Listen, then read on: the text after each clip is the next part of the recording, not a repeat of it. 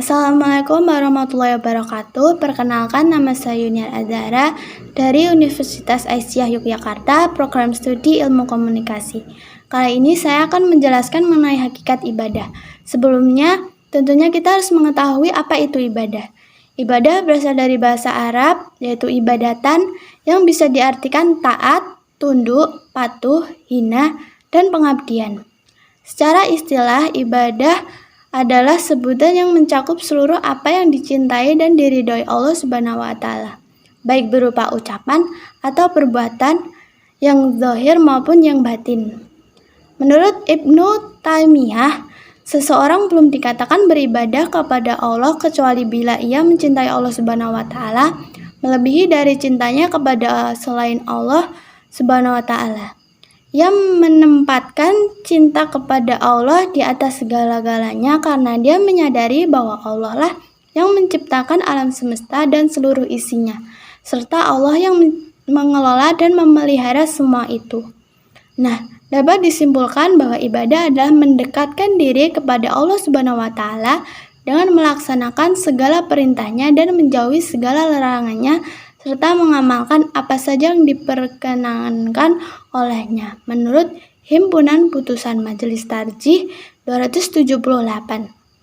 Sedangkan ibadah menurut ulama fikih adalah apa yang dikerjakan untuk mendapatkan keridhaan Allah Subhanahu wa Ta'ala dan mengharapkan pahalanya di akhirat.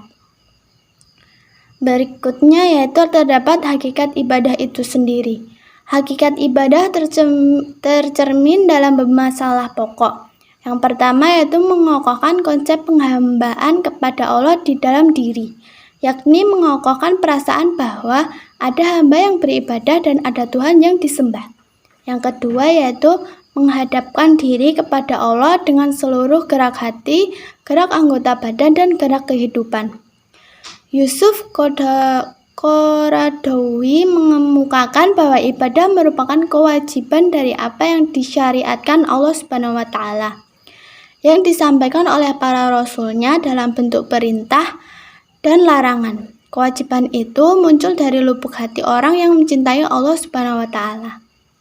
Berikutnya yaitu terdapat pembagian ibadah.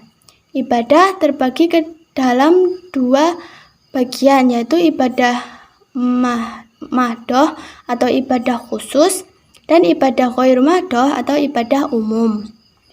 Yang pertama yaitu ibadah mahdoh, yaitu ibadah yang telah ditetapkan Allah akan tingkat, tata cara, dan perincian-perinciannya. Jenis ibadah yang termasuk mahdoh adalah toharoh, tayamum, mandi besar, sholat, zakat, puasa, haji, dan umroh. Sedangkan ibadah ghairu mahdoh yaitu segala perbuatan baik yang dilakukan dengan niat semata-mata untuk mengharap ridho Allah Subhanahu wa Ta'ala. Adapun yang termasuk ibadah ghairu mahdoh ini diantaranya adalah berdakwah, melakukan amar ma'ruf atau mengajak kepada kebaikan dan nahi mungkar atau mencegah perbuatan buruk, belajar atau menuntut ilmu, bekerja, dan tolong-menolong. Nah, semua perbuatan baik tersebut dinilai ibadah ghairu mahdoh ketika dilakukan dengan niat semata-mata hanya mengharap ridho Allah dan untuk mendekatkan diri kepadanya. Berikutnya yaitu terdapat fungsi ibadah. Secara umum, ibadah memiliki beberapa fungsi. Salah satunya yaitu mewujudkan hubungan antara hamba dan Tuhannya. Orang yang beriman, dirinya akan selalu merasa diawasi oleh Allah. Ia akan selalu berupaya menyesuaikan segala perilakunya dengan ketentuan Allah Subhanahu wa Ta'ala.